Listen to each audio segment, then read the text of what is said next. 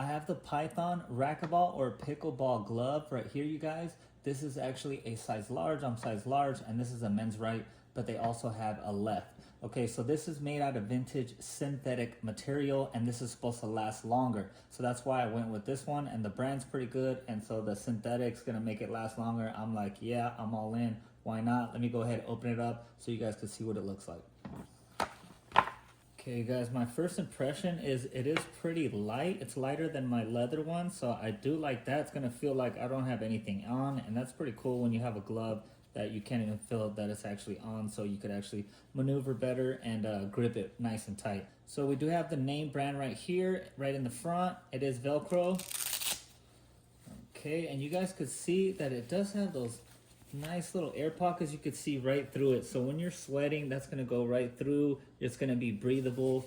I'm not going to have a problem with that. Let me go ahead and slide it on, and you guys could see that material right there. You guys, this is super light. Velcro it up.